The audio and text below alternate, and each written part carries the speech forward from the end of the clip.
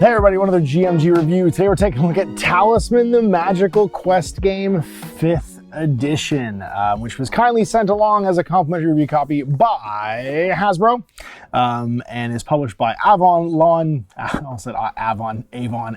Hill, and Games Workshop, with the weirdest little Games Workshop licensing logo on here, as they are all partnered basically to make this. Now, if you haven't played Talisman before, this was one of my first ever Games Workshop games, and I still have a first edition copy of it sitting over there in the pile of rescued from the flood stuff, which is in a corner of the warehouse, and is a great accessible game for beginners in the tabletop realm. You're basically on a magical quest trying to find the dragon. Welcome, champions, to the magical land of Talisman. It used to kind of be in the old world, but not really the old world. The otherworldly artifacts known as talismans have been more descended onto the mortal plane, signaling the dawn of a new era and the need for a new ruler. Race other players to the center of the board and vanquish the powerful guardian that defends the coveted crown of command to win and guide the world through its next era. Sound familiar, right? Crown of command, all that stuff. And you're gonna get some cool models in here. An assassin, dwarf, elf, thief, monk, troll, prophetess, sorceress, ghoul, warrior, wizard, and priest.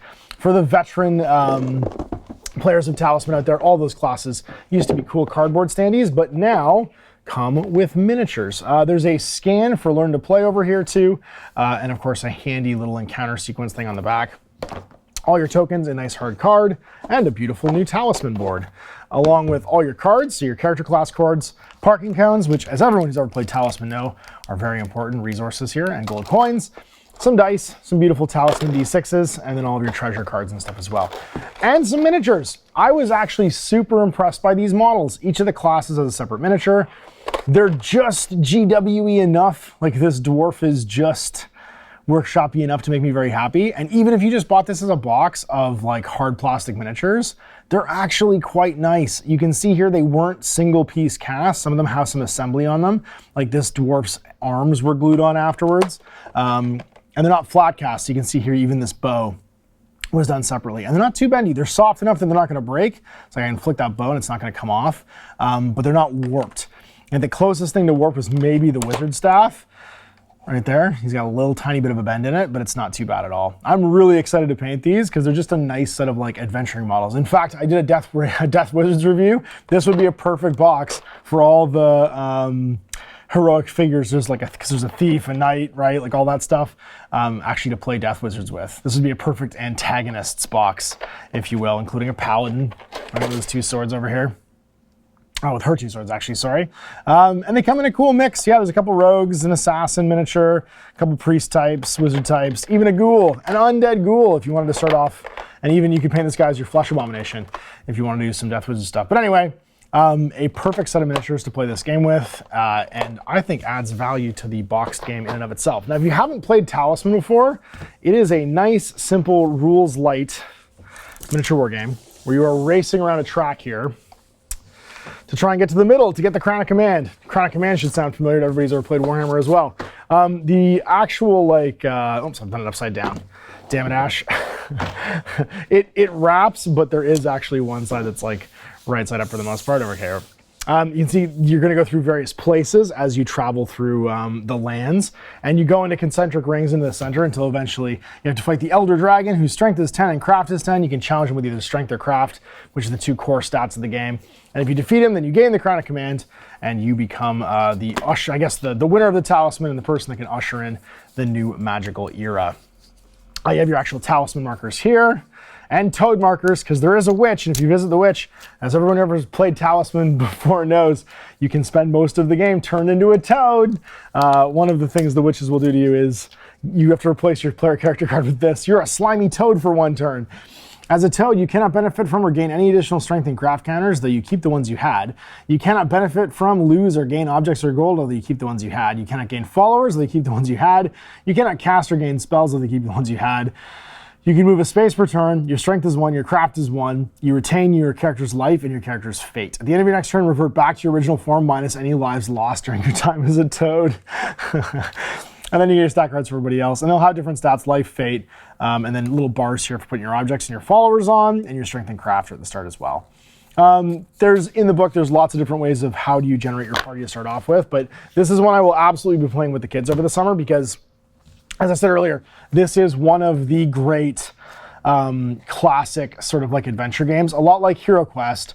And there was various versions that were published by Games Workshop themselves, and this one in particular has a ton of, I think, just like quality of life upgrades for how you're gonna like absorb the game. That's gonna make it really easy for me to teach the kids.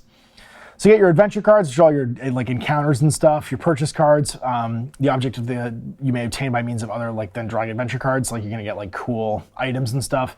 Your spell cards for casting, your talisman cards. You'll need a talisman to win the game. Talismans can be discovered at the adventure deck or by completing a quest at the Warlock's Cave board space, because the Warlock can give you like, he's your quest giver, can make you do stuff. A toad card and 6 toad tokens to become toads, 38 fate tokens, 30 gold coins, and then strength counters, craft counters, and life counters. And you just stack them up. That's why they're cones. So if you've never played this game before, you would basically take your character card.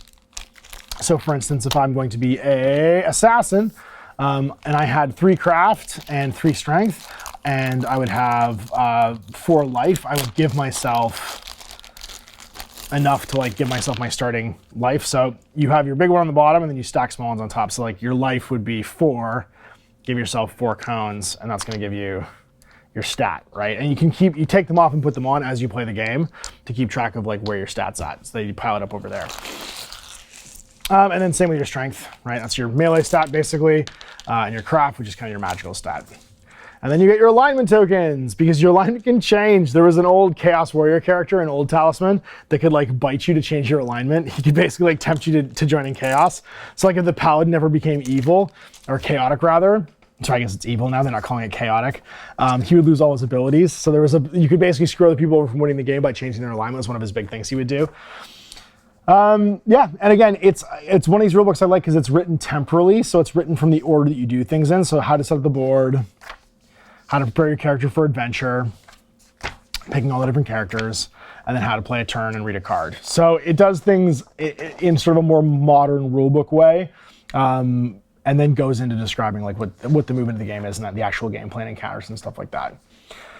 So like if you land in an oasis, you have to draw 2 adventure cards. If you land in the desert, you lose a life unless you have a water bottle item and draw an adventure card. You go to the temple, you roll to pray. On a 2 to 3, you lose 2 lives. On a 4 to 5, you lose 1 life.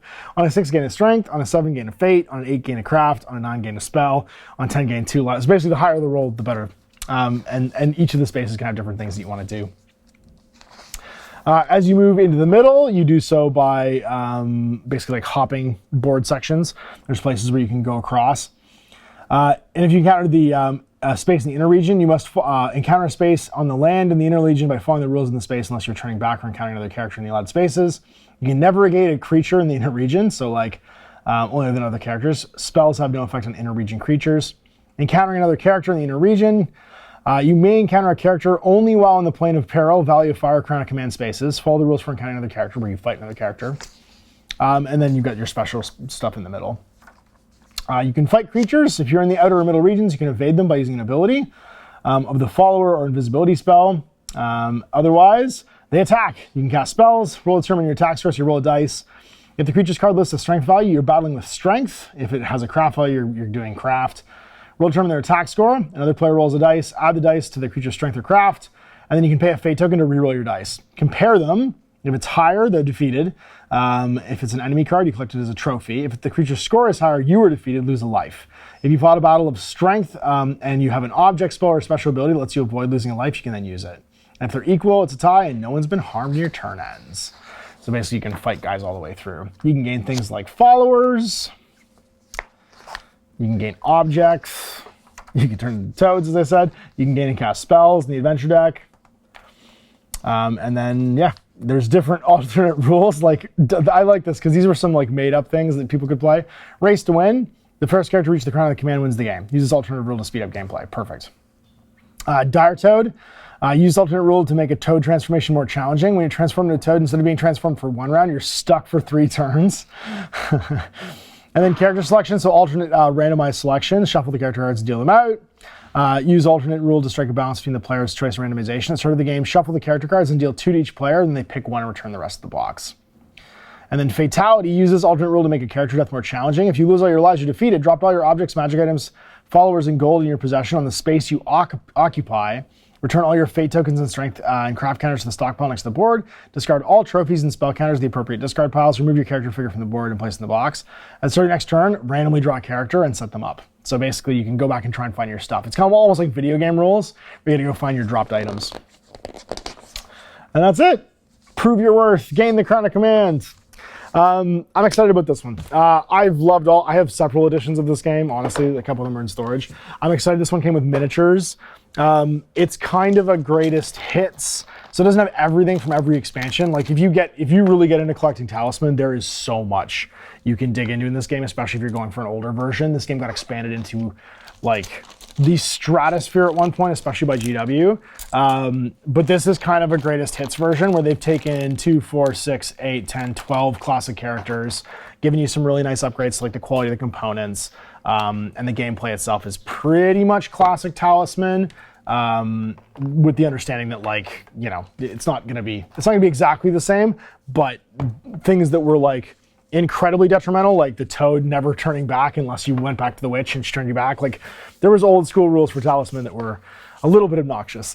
This game is a very playable version of classic Talisman, and if you're looking to introduce somebody to the tabletop hobby for the first time, I think you could definitely do worse than this. So I'm glad it's back. I'm glad it's available. I'm glad it's back from Hasbro, which means it'll just be on a low shelf to like try and find and buy. And if you don't have a copy in your collection, I highly recommend it. It is a great, fun party game for people who do not play tabletop games normally, and can be a fantastic gateway into like painting miniatures and playing games, because miniatures not included. You have that like sort of like spectacle, that visual spectacle. And it's a great little collection of like hero models. If you want to play D&D, every pretty much character class is in here. And I think you could definitely do worse. The miniatures are actually quite nice. I would put them on par with pretty much every Reaper mini. They're as good as Reaper Black, I would say, as terms of quality and stuff like that. And the component quality in here is really nice too. So big thanks for Hasbro sending along this complimentary copy to review. And thank you guys for watching. We'll see you for more GMG reviews. Till then, I'm Ash. Happy gaming.